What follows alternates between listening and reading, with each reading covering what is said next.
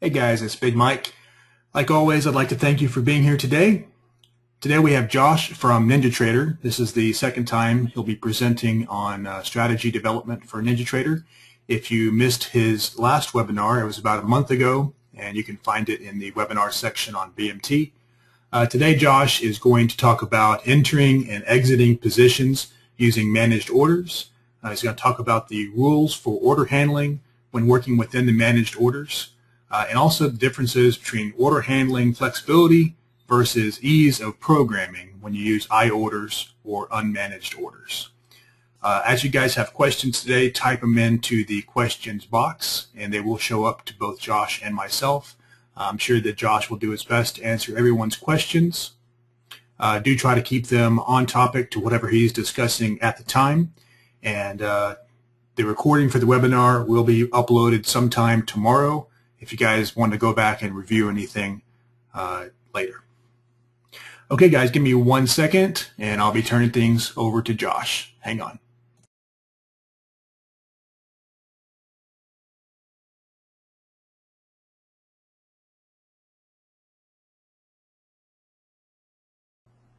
Okay, just testing. Can you guys hear me, and is my screen projecting okay right now? Yeah, we can hear you, and I've got your main screen. Perfect. Okay. Thanks, Mike, for this second opportunity to present here with you guys today. I want to thank everybody for joining me here today as well. And my goals for today's webinar is just basically to kind of help you guys through some of the confusion that I've seen before among newer users for all of the various order placement methods available in NinjaTrader. So just a little bit about the history of how we got to where we are today is, back when I started NinjaTrader way back in NinjaTrader 6, not NinjaTrader 7, so from 6 to 6.5 to 7, we've increased the flexibility in the various order placement available to users, but at the cost of adding this kind of confusion as to, hey, which one should I be using? How should I be going about placing orders and things like that in my own strategies? So back in NinjaTrader 6, we only really had one approach for order placement. Everything was pretty simple. You only had to learn one thing, and that was the only way you could place orders. And then since then, we've added more advanced types of features, advanced functionalities, which kind of opened up the programming for more flexibility, but like I said, at the cost of newer users needing to read more material and things like that. So I can understand it being a little bit more daunting a task to try and get into the NinjaScript strategy and figuring out how you want to place orders and things like that. So what I want to start with is just to bring up our NinjaTrader help guide first, just because this is probably the best place you can find information on everything I'm going to be talking about here today. And it's just a great, you have a document with everything I'm going to talk about today, probably a little bit more in depth than I'm going to be talking about today as well. So it's a great read through after this webinar if you guys need further questions answered and things like that. So if you guys go to your control center in NinjaTrader, you can go the help and just press this help one, and then it brings up the help guide here. And what I have on my current help guide is I've navigated to the NinjaScript section, and then from there in the language reference strategy, if you scroll on down to order methods, this is basically the centralized hub of all the information for how you can place orders in your NinjaScript strategies. So definitely go through and read these pages, as it contains just invaluable information as to how you can place your orders. But I'm going to be talking about a little bit about this stuff in its concept and show you guys a little bit about it in practice here today as well. So just to start off, NinjaTrader has essentially, we have 3 different types of order placement techniques, if you will, available to you guys when you guys are programming your strategies. The first one would be the basic managed approach. Second one would be a advanced managed approach, and the last one would be this unmanaged approach. So I'll go over each one a little bit today, and the various options are, they're loosely tied to what your level of programming is. So if you think you are pretty new at programming, you want to go ahead and try using the basic managed approach first. If you feel you're a really advanced programmer and a really advanced trader, you can go ahead and try the unmanaged approach with the understanding that it requires a little bit more programming to get that unmanaged approach to work the way you would like it to work. Now, the benefits of the unmanaged approach versus the two managed approaches is that the unmanaged approach, it allows the most flexibility in how you can program a strategy, while the managed approaches, they allow you the most convenience in programming your strategy. So there's kind of a trade-off that you guys, trade-off decision to be made here. You can only choose one approach at a time, so you can't go, I want some of my strategy to be handled under the unmanaged approach and some of them to be handled under the managed approach. You got to choose one or the other. And I guess the best place to start would be to talk about the basic approach, or the most basic managed approach. So I'm going to assume you guys are already familiar with how to create a strategy just to start up. So I'm using the strategy wizard really quickly just to get my format for my strategy up. And then over here we have the the strategy or the NinjaScript editor. And to use the basic managed approach, you don't have to do anything special in the NinjaScript editor. Later on, when we go to the unmanaged approach, there's going to be a few extra lines of code we need to inject into this initialize method up here to get it to use the unmanaged approach. But for the managed approaches, these are the default option, or the default order placement method that NinjaTrader will assume you're using. So to start off, all you have to do to use the basic approach is just start typing your code. You don't have to do anything special. Let's say if we wanted to place an order at the open price, or if the close price is greater than the open price, let's go ahead and go long, something like that. You can go, if open is greater than close, we want to go enter long. Now, this enter long, if you're not sure where I got that from, you can see in the help guide over here on the right, we have all of the various order placement methods available under the managed approach. So you have enter long limit, enter long stop, then you have all your shorts. You can do exit methods as well. And basically, they're pretty self-explanatory. If you type enter long, that basically means you want to go long in your strategy. And then if you leave it as a empty bracket like that, it just uses the default values and the default quantity to get you into a position.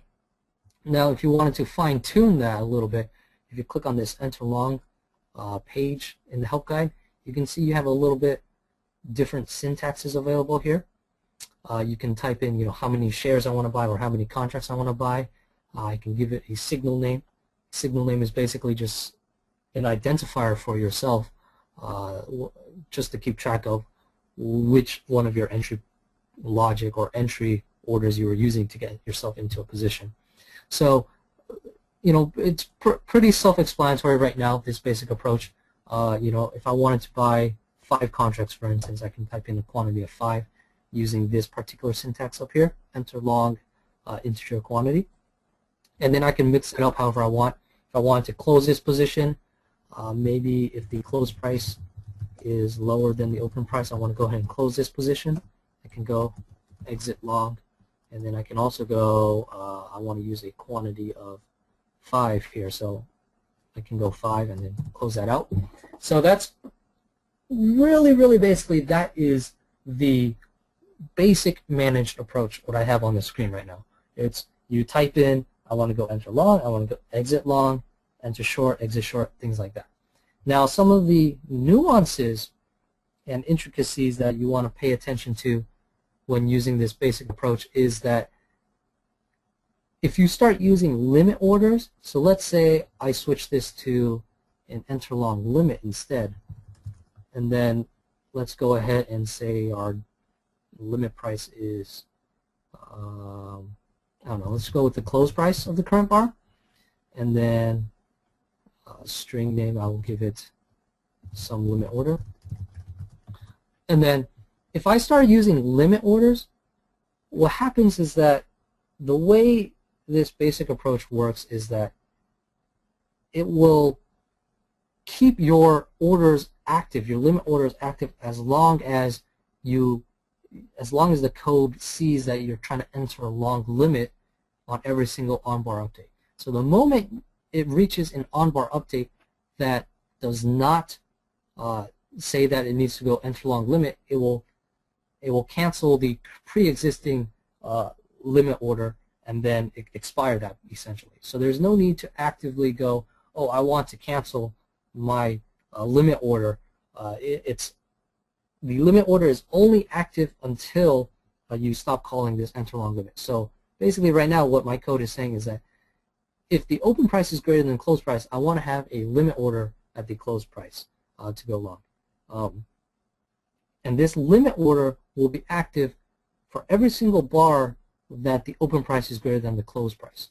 The moment that the open price is not greater than the close price, this limit order will be canceled and it will be automatically expired. So that's the way that the basic managed approach works. You don't have to actively cancel orders. They will, they take care of themselves basically. So there's that convenience level in that, but you just have to understand that you want to keep calling this enter long limit if you want it to be active for multiple bars. In this webinar, if I talk about topics that seem a little bit more advanced, definitely type a question and tell me to stop or slow down a little bit, and I can definitely answer those. I'm just not sure if I'm going too broad a scope of the programming aspect of this right now. But back to the managed approach in the help guide, we definitely want to go ahead and look at the managed approach page right here. And what I've just talked about is in this entry methods section here. So we talk about a little bit about how you want to place orders. You can just call enter long. You can call enter long limit, however you want to call it in your code. And then there are things that you want to pay attention to down here, which is the entries per direction and entry handling. So there's two properties in NinjaTrader, and they're called the entries per direction and entry handling. You can define them in your initialize method. So for instance, let's go with entry handling here. Let's go entry handling equals, and let's go to the help page for that, and it shows you what values you have. So you have all entries and unique entries. So if we go entry handling equals entry handling all entries, and we pair that with an entries per direction of 2. What this means is that out of all of our entry orders, if we had something like, let's go over here, if we had something like enter long and then we called enter long again, so essentially we're now calling enter long 2 times, enter long limit once. So we essentially have 3 entry orders. What these two properties up top, what this defines is how those 3 entry orders are handled. When you go with all entries, what it means is that out of all of our entries, we only want to have entries per direction of 2, meaning we only want to have 2 of these be active. So since we actually have 3, this third one will be ignored. Since we are only allowing 2 entries per direction, hopefully that makes sense. I'm not sure if I'm explaining it clearly enough, but when you go enter long once, we're entering the position in the long direction once, and when we call enter long a second time, we're going with a second entry. So these two properties determine how you want to go ahead and allow for a scale-in strategy or a scale-out strategy. By default, your entries per direction is set to 1, and your entry handling is set to all entries. And what that does is it prevents you from scaling in. So if you guys have a scale-in strategy, you want to go ahead and increase your entries per direction, or you can change your entry handling to unique entries. And what unique entries does is that it says that you can have, right now, if we leave entries per direction as 1 and we use entry handling as unique entries, what it does is it allows our strategy to say, I want to enter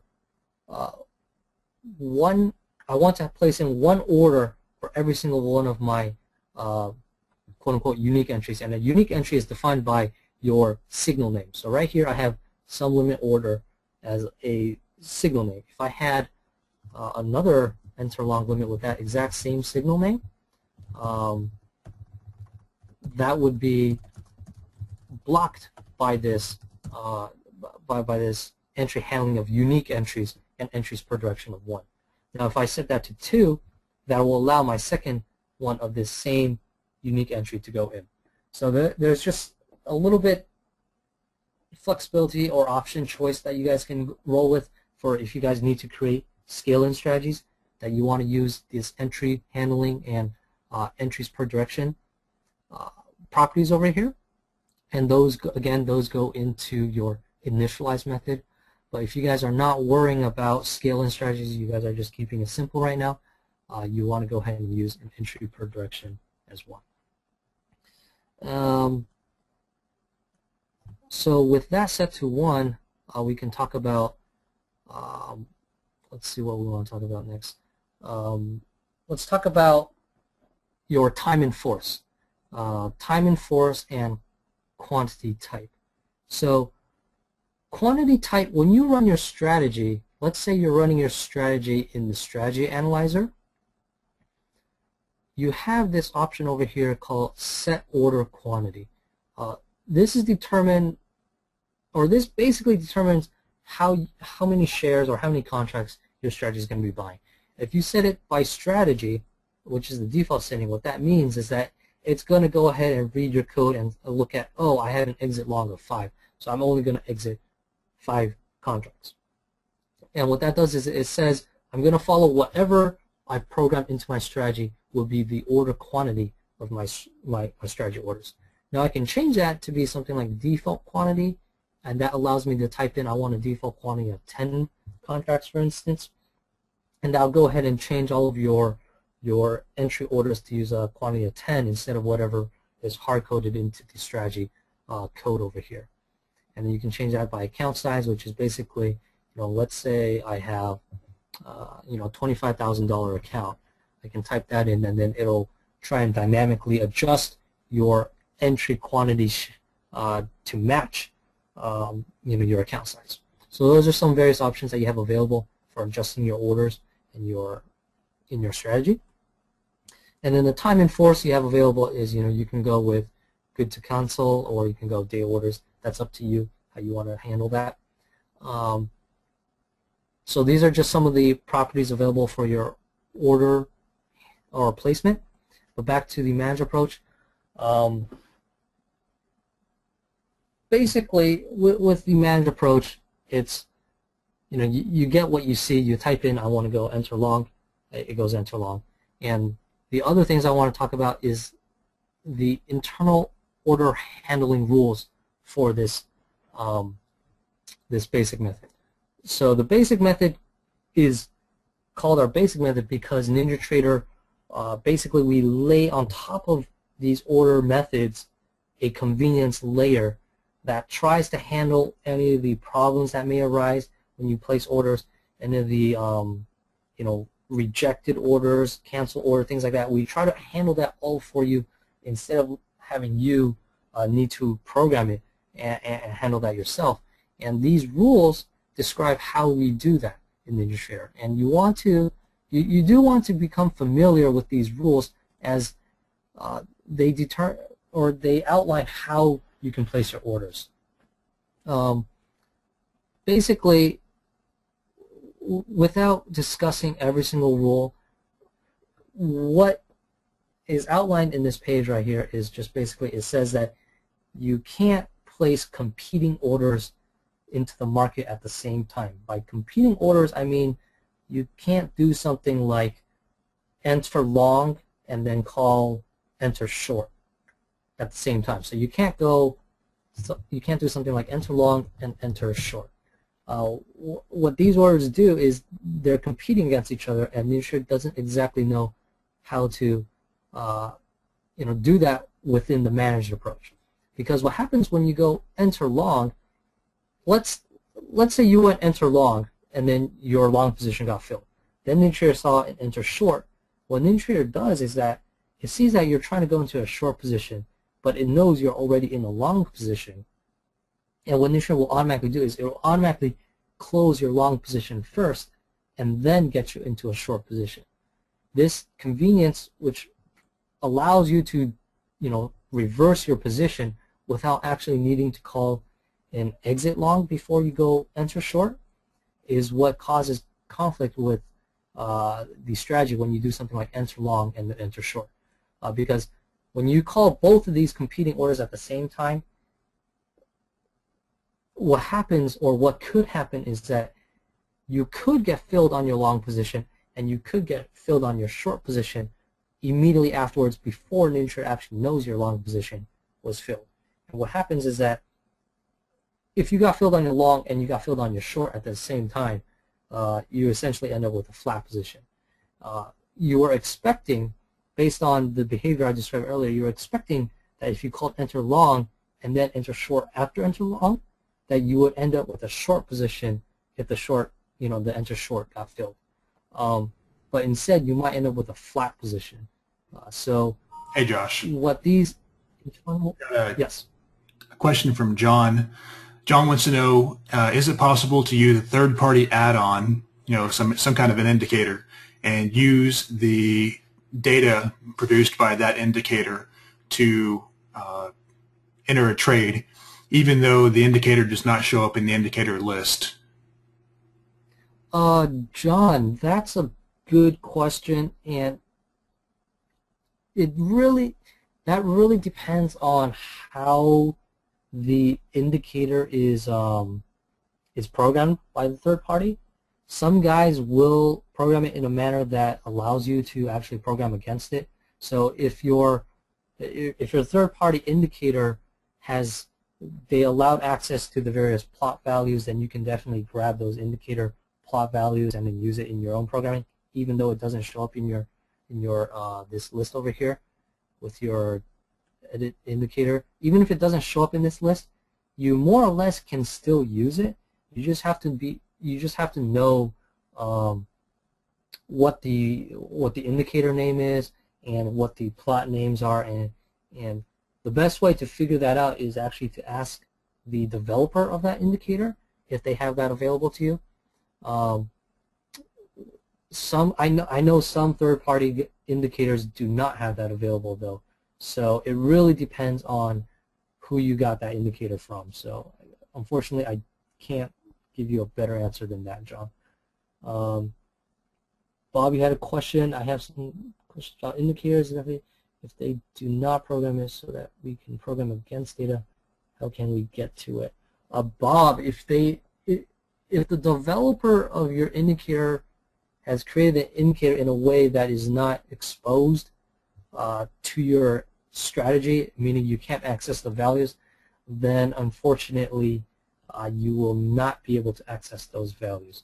The best thing you can do is probably ask, send an email into whoever you got the indicator from and ask them if that's something that they are willing to make available in the future.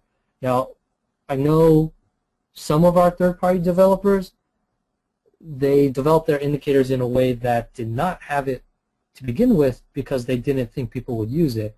And then once they started getting requests, they went ahead and changed that and added that flexibility in for you guys. But some other developers or some other third-party vendors, they consciously decided not to add that in. They actually did not want you guys to have that flexibility. So it's really up to them. But for the most part, you guys should be able to get the values in your indicators. And Bob says some of the GOMIs are open and others are not. Bob, I believe that may be the case. I think, Bob, though, when you're talking about some of the GOMI stuff, it's not that he's purposely closed values. It's that he's never, the ability to make those values public was never part of the original code. So, some vendors are like that, to where they never, exposed the value to begin with, and some of them purposely make it to where you cannot get to the values. So it just depends on what's going on. Okay. And E-mini, you had a question, can we bracket a buy and sell order at the same time around a report? E-mini, so that's actually a little bit on topic as to what we're discussing right now. I was talking about these order handling rules that are around in the managed approach, which essentially prevents you from bracketing your orders. So, like if you had a enter long limit and then you had an enter short limit, if you're trying to bracket both sides of your trade, you can't.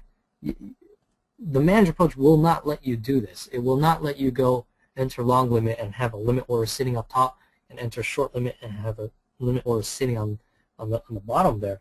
What you can do to mimic a bracket in the managed approach is that you can have it. You can check the prices, your current price, and if it's closer to your upper bracket, you want to go ahead and submit into. You want to go ahead and keep active your upper brackets order. And if you had if the closing price or the current price starts shifting downwards and becomes closer to your lower bracket, you can go ahead and cancel out the top order, your top bracket order, and submit your lower bracket order.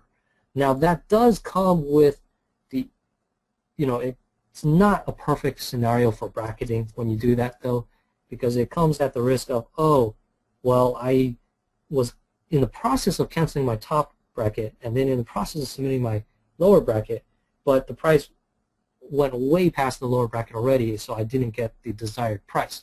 So you run the risk of not getting your desired price when you do this kind of quote-unquote workaround, and you also risk losing your queue, your place in line. Basically, you're not going to get a good queue position when you keep canceling limit orders and placing new ones in.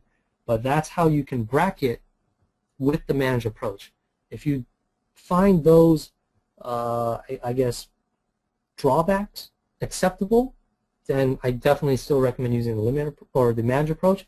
If you don't find those acceptable, you can go ahead and switch to the unmanaged approach, which allows you to place bracket orders.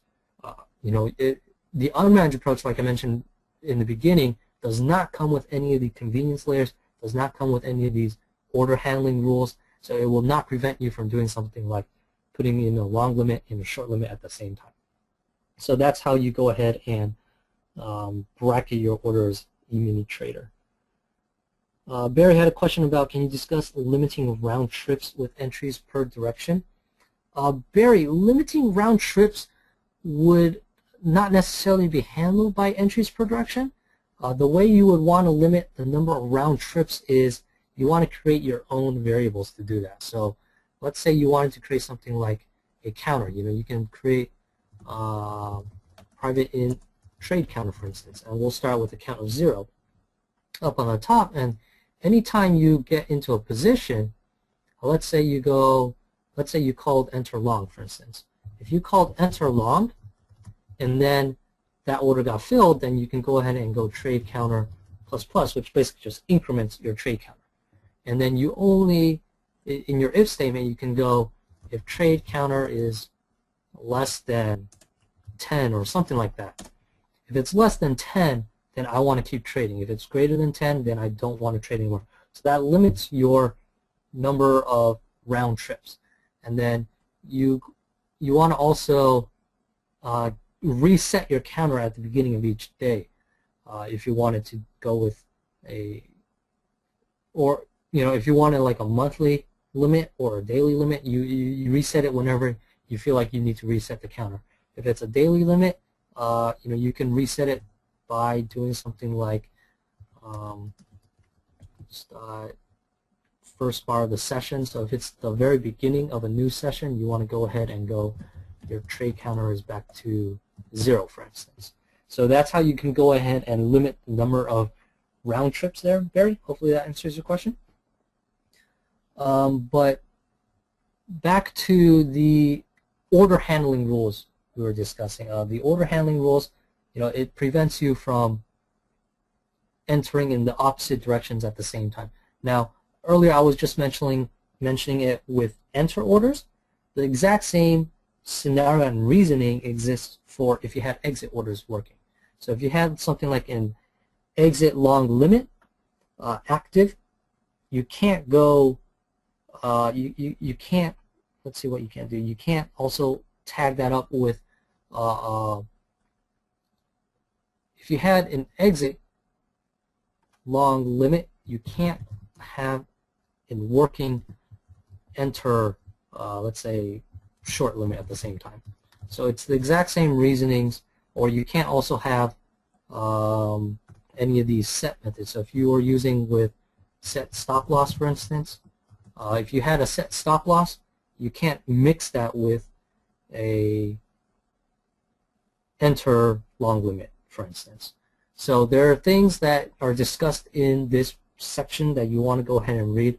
I know I'm not discussing it too much right now because there's a lot of intricacies in these rules, but you want to go ahead and read through all of these and just get a basic familiarity with what is available there.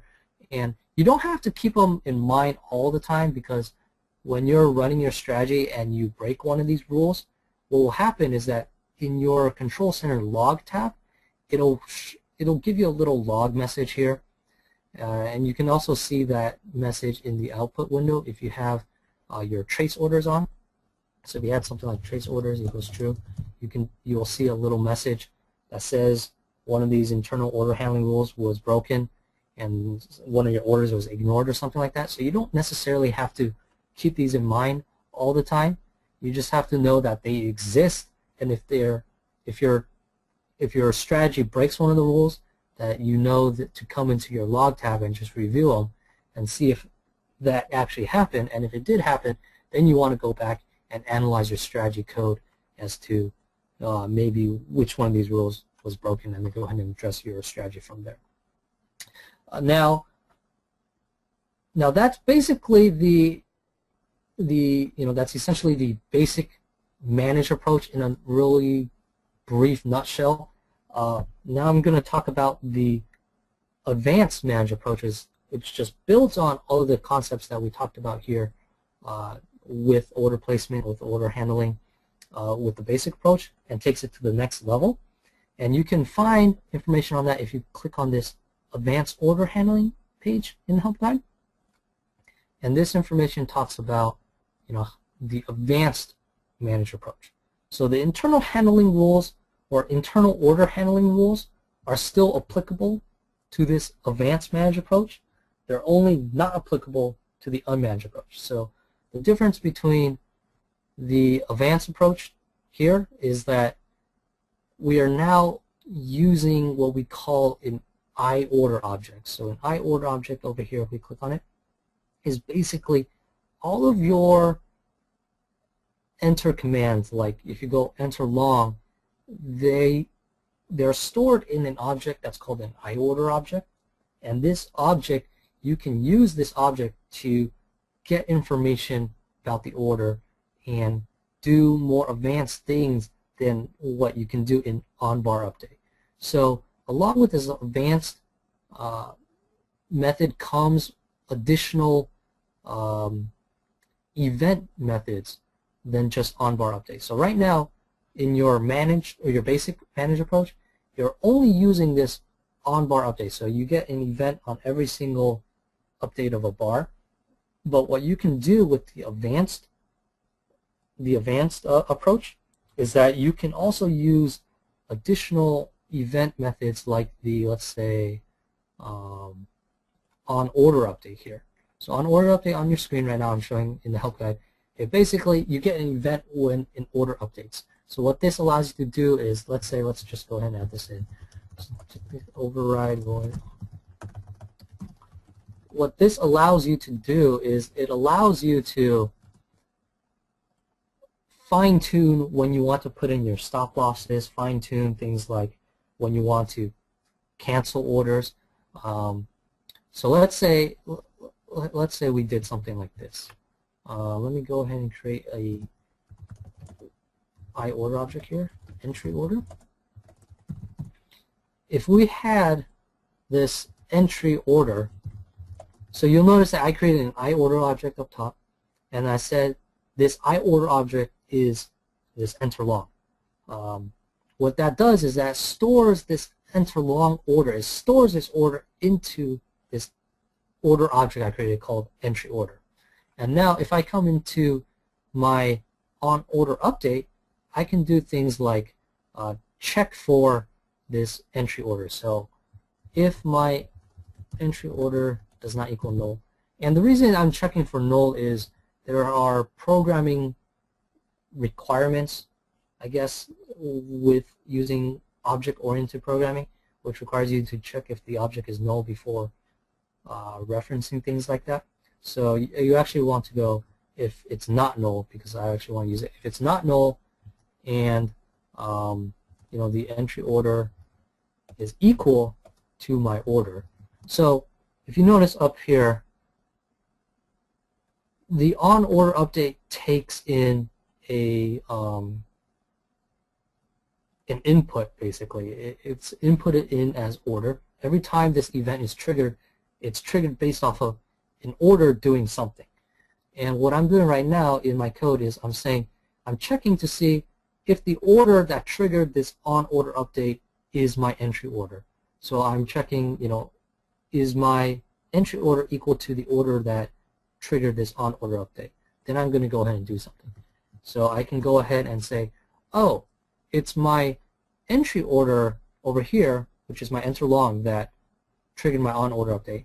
Then I want to go ahead and see if what the order state is. I want to go ahead and do something like if the order state is dot filled. So if my order is filled, then I want to go ahead and place in some exit orders now. So let's say I wanted to do something like exit long limit here, and then I can fill that in. Let's just say 100 for the price. Exit. And then I wanted to do, you know, maybe a stop as well. So you know, I don't know what my stop price is, 50. So what I've done here is I've said instead, or what I've done is I said immediately once my entry order of enter long is filled, I want to go ahead and place in exit orders, or I want to bracket my trade with protected exit orders. I'm bracketing with a limit up on the top and a stop on the bottom. And that's just basically when I do it this way, I have more flexibility in controlling when exactly my protective stops are placed into the market. One other thing that you want to take note is that if you remember earlier when we talked about when are these exit orders canceled, they're canceled the moment you stop calling this exit long limit. But the problem with using as exit long limit and exit long stop here is that you're not going to be calling these methods more than once.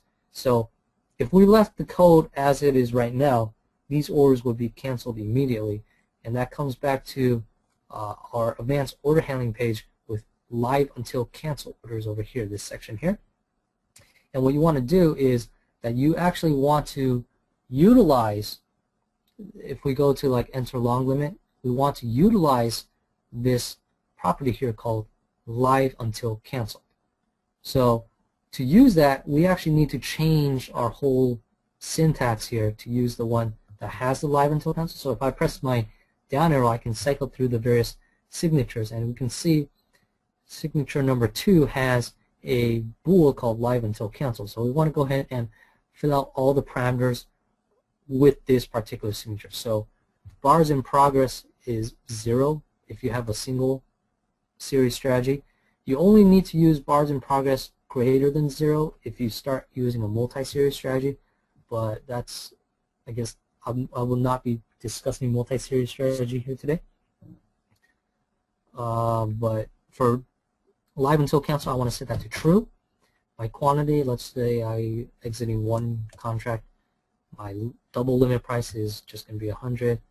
My string will be exit limit, and my from entry signal will be, I can leave that blank, so I'm just going to leave it as a generic blank string there. And then the same carries over to my exit long stop. I need to do the same thing. I need to set this to true, quantity of 1, my stop price, and then my string.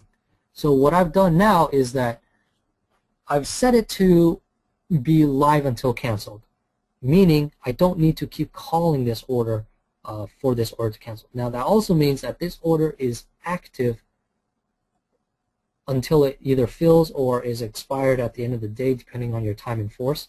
But it will remain active until, it will just remain active.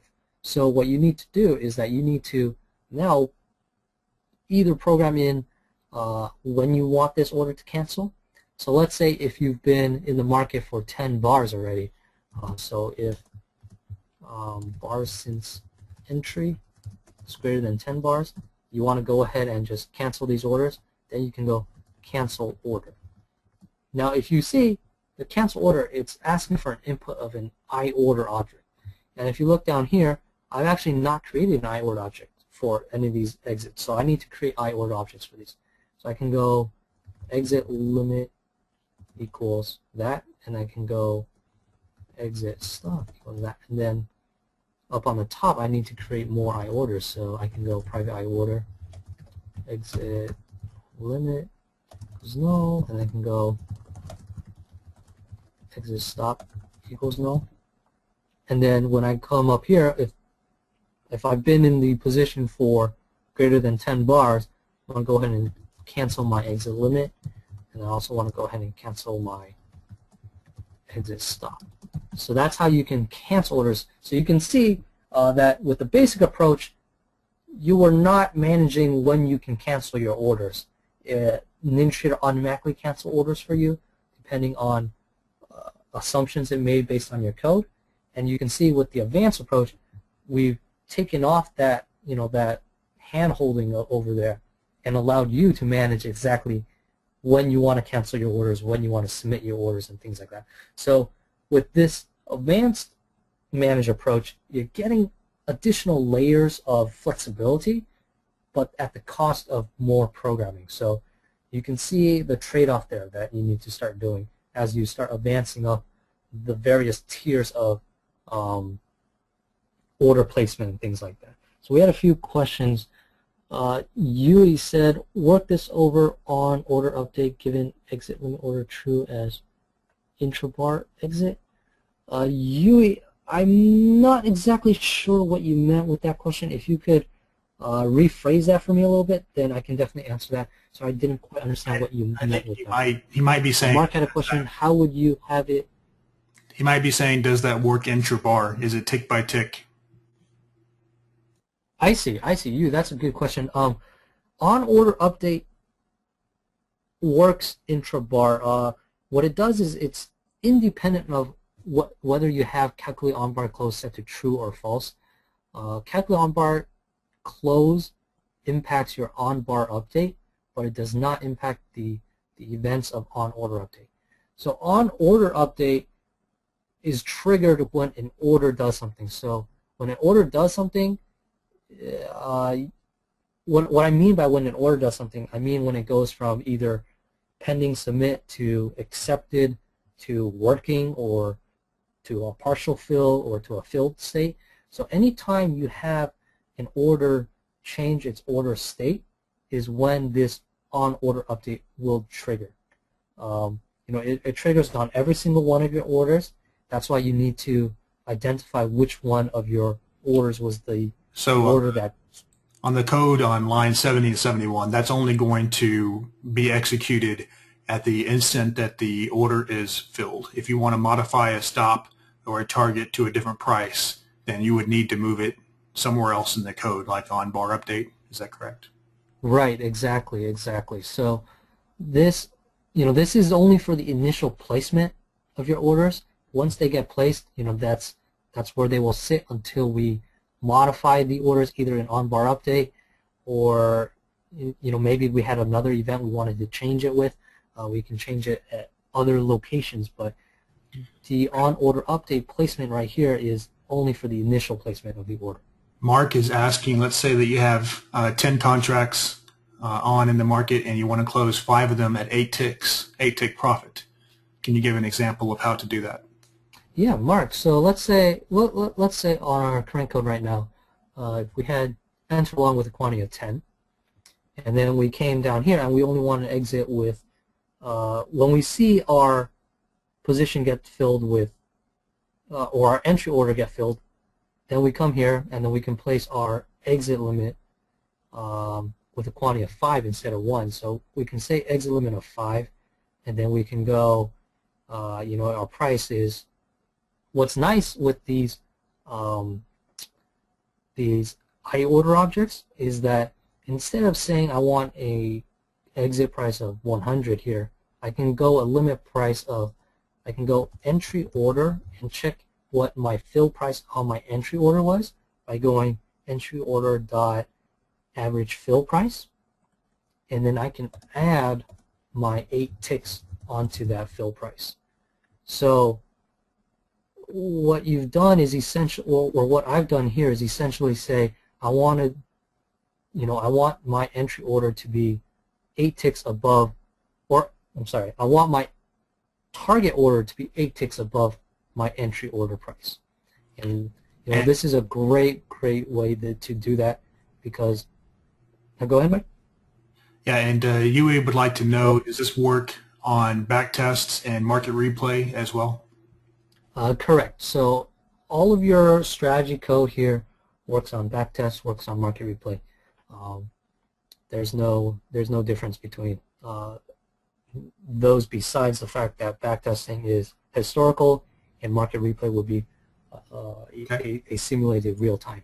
Owen is asking whether or not you can cover using ATM strategies within NinjaScript. Now, Owen, ATM strategies is possible, but it's not done in these. It's not done in any of these quote-unquote NinjaScript order placement methods.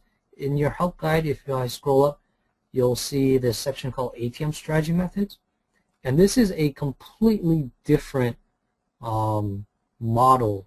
Essentially, it's a completely different way to handle strategies. So what I've been talking about is purely automated strategy with purely automate order placement through NinjaScript, and an ATM strategy is you would handle that manually, or it would place it through NinjaScript, but then you would end up manually managing that, and those options are available over here in this ATM strategy methods section.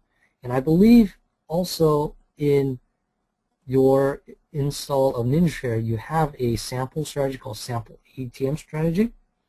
If you open that up, there's an example code of how you can go ahead and use the NinjaScript strategy to create a strategy revolving around ATM strategies. So that's definitely something that you want to go ahead and read over there, Owen, if this is something that interests you. But I won't be covering that here today. If you have questions, you can use Big Mike forums, you can jump on NinjaTrader forums. We can definitely help you out on that. Okay, so back to the advanced managed approach. I showed you guys some of the additional flexibility with it. There's other additional flexibilities that I'm not going to have time to cover, but I'll briefly touch on where you guys can look for them. In addition to on order update, you guys can actually do additional logic on an event called on execution. So instead of waiting for your orders to update, let's say you had things like partial fills, or you wanted to manage things based on partial fills. To manage a different stops and targets based on how your entry order was filled with partial fills, you can go ahead and use something like on execution to do that.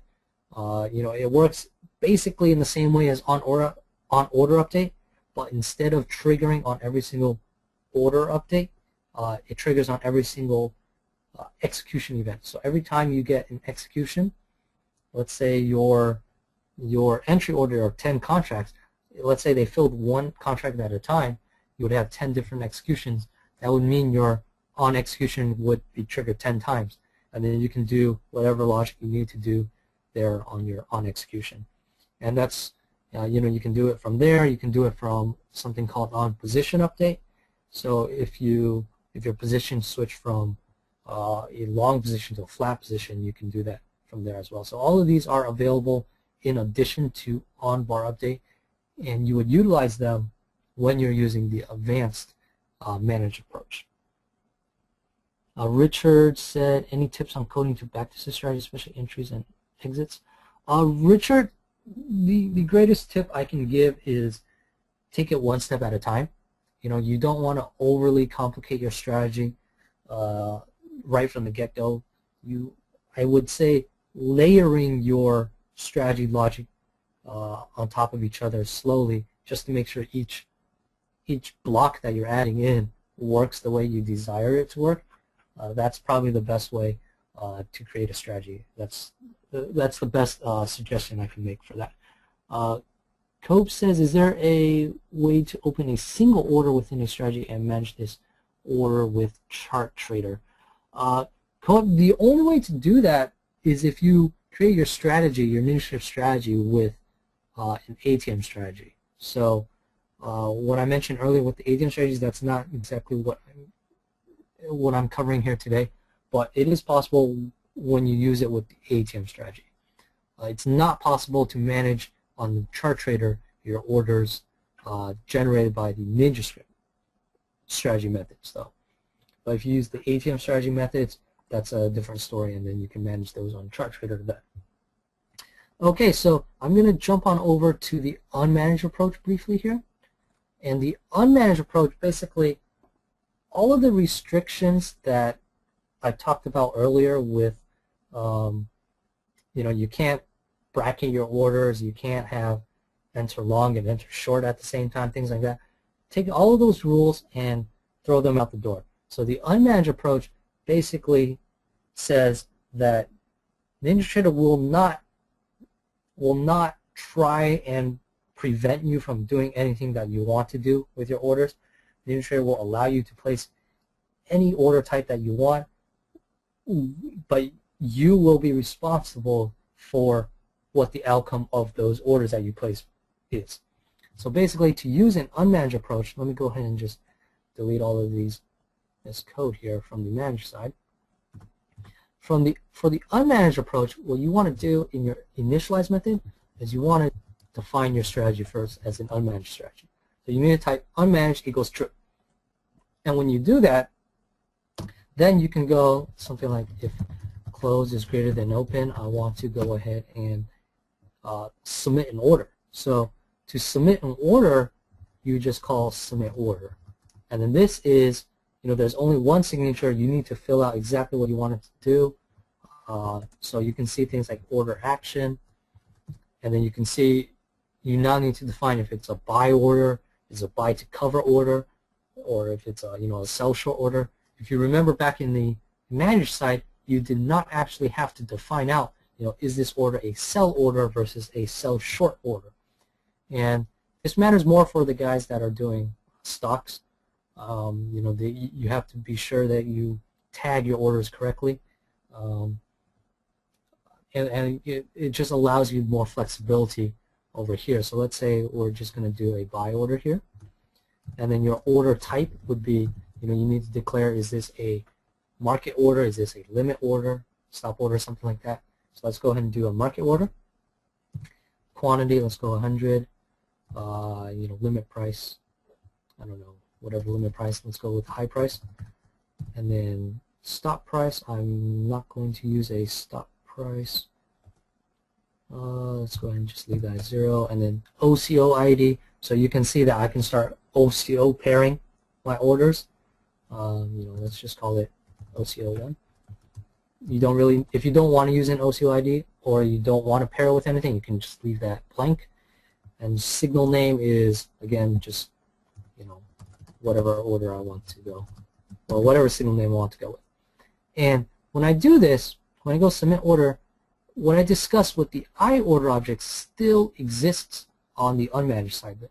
So I can still go something like entry order equals this submit order object, and I can still manage this stuff in my my on order update.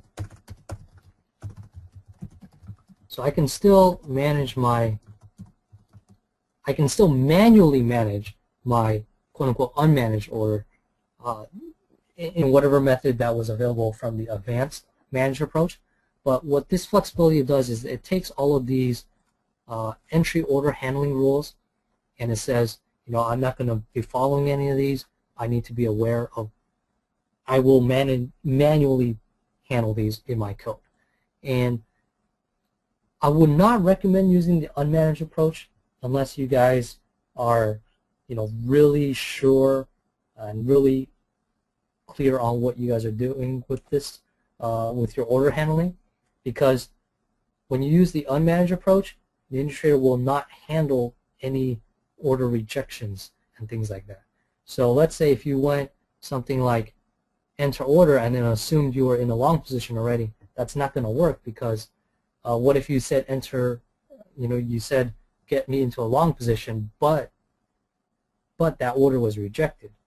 Then you're not actually in a long position, and then your code needs to handle that. So there's just a lot more additional programming that needs to be done to accommodate for an unmanaged strategy. But again, you get the benefit of it being complete flexibility in how you place your orders and things like that. So it's definitely. Go ahead, Matt. Sorry, I want to also mention that there's a user on BMT.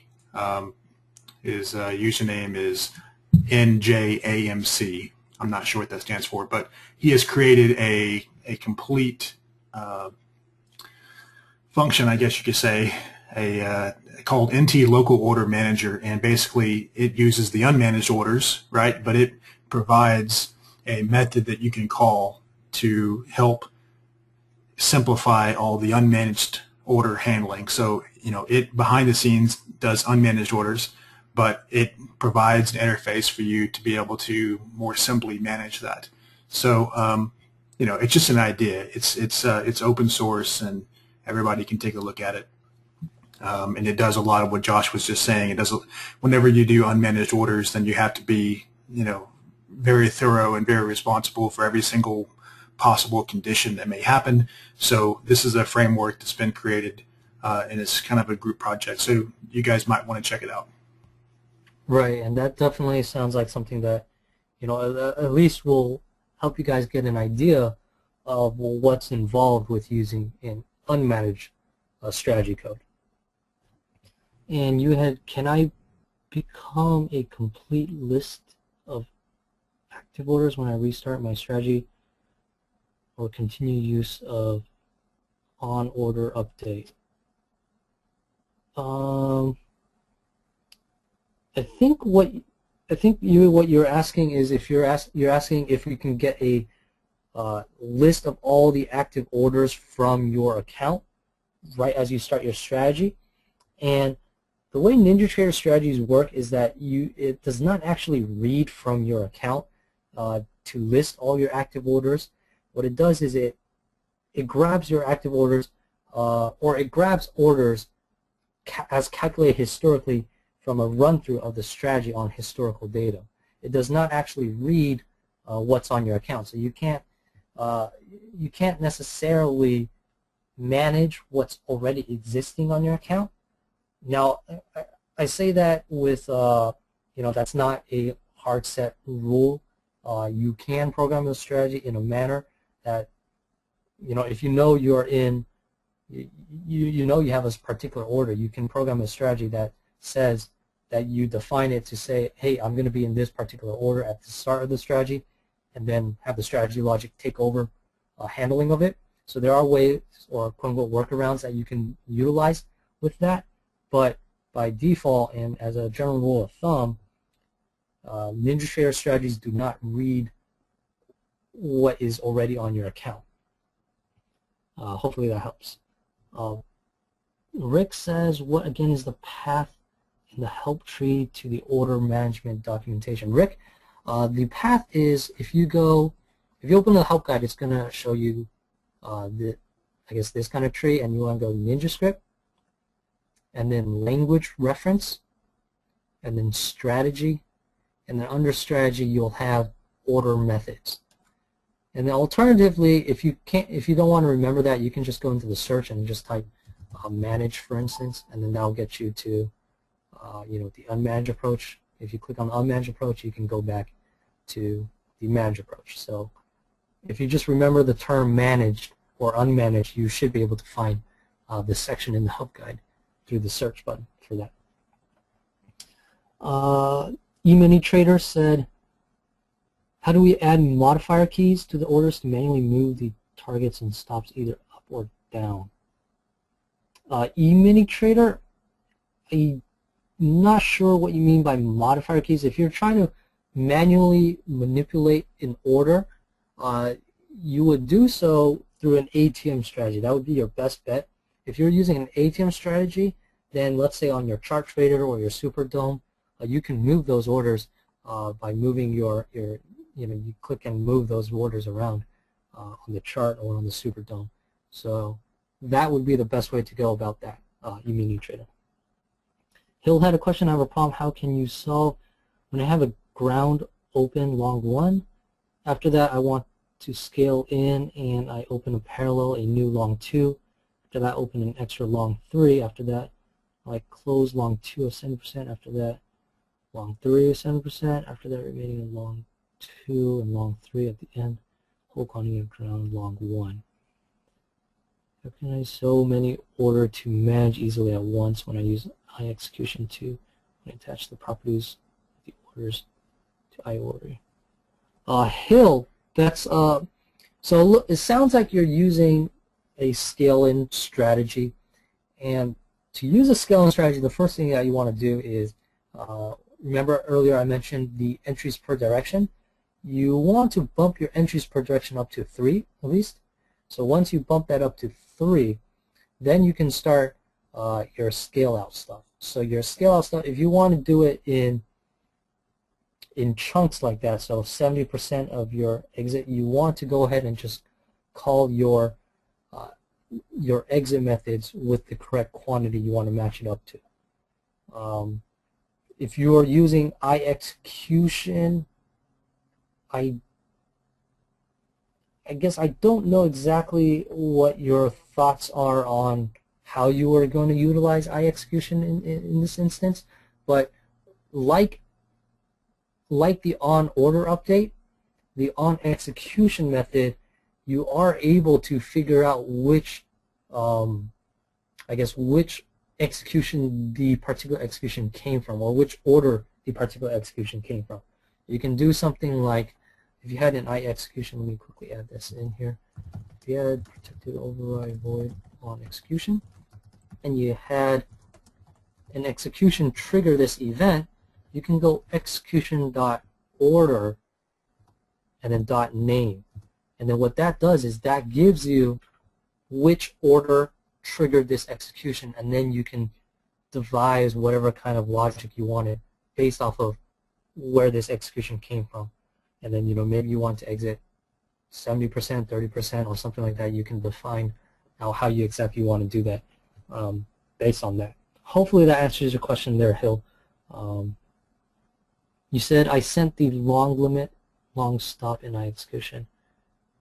Right. So you can definitely send your your exit orders from the iExecution from there. So if you want to scale, let me see what you said. You said after you scale in, you want to close the long of 2. I guess I don't know what your logic is as to, or what your desired logic is as to when you actually want to close your long 2. But if you want to close your long 2 right as long 3 fills, so if your long 3 fills, let's say your long 3's name was came from an iOrder. If it came from an iOrder name of long 3, or actually you can just go, if execution.order equals, my long 3 order, let's pretend that I had a long 3i order object. I can go ahead and check that comparison like that, and then I can go, then I do my, my exit long limit or whatever, and then my exit long stop. And then for those, I could put in my desired quantities and then exit those based on, the logic that you're trying. Hopefully that answered your question there. If that was it's a little complicated question, but if you have additional questions on that, you can definitely jump on our forums. We can help you out further because that's a little bit hard to describe in the webinar right now. Philippe had a question, not being a programmer, how do I get help once I have a strategy idea and want to test it? Philippe, the best way to get help is, you can join any of our webinars. We can help you out on our webinars. But the best place, since you're a non-programmer, I would recommend joining our webinar that discusses what we call the Strategy Wizard, which is this screen over here. We have a free webinar every week that walks you through the Strategy Wizard, and the Strategy Wizard requires 0 programming knowledge, and you don't actually have to touch any of the code. And for the most part, you can create pretty robust strategies right from the Strategy Wizard, so you don't actually have to worry about the programming at all. But if you need help after joining us in the webinar, you can send an email to us, support@ninjatrader.com, and that's probably your best bet, or at least best starting place for getting your strategy up and running. Hill said, my problem when I use many open and at the last close won't close all open quantity, the NT will remain couple quantity and it will confuse and I don't know why. Hill, I guess definitely send in a support email. We can work through your exact example. That would make the most sense. If you send an email to support@ninjatrader.com, we can take a look at exactly what you may be facing, and then we can decide or figure out what may be going on with your example over there.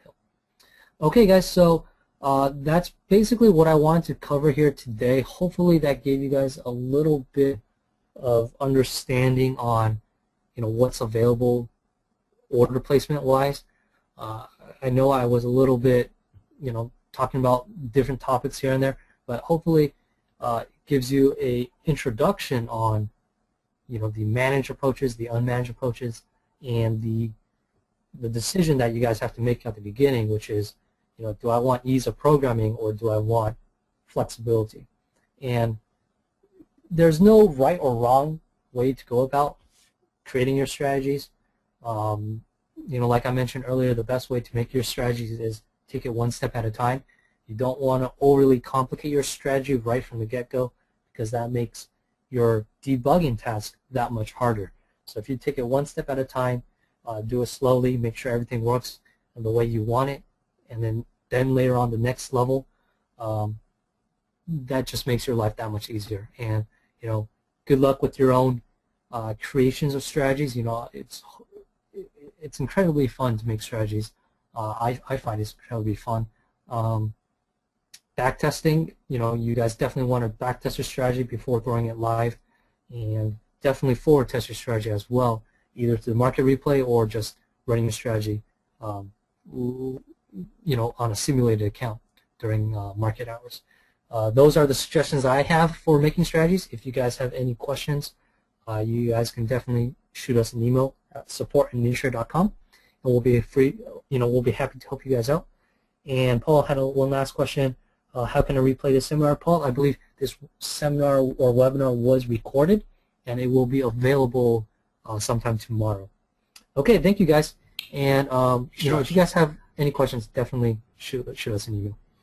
All right, thanks, Josh. And again, so the email address for Josh and the NinjaTrader team is support@ninjatrader.com, and you guys can look for the recording of the webinar on BMT sometime tomorrow. Thanks, guys.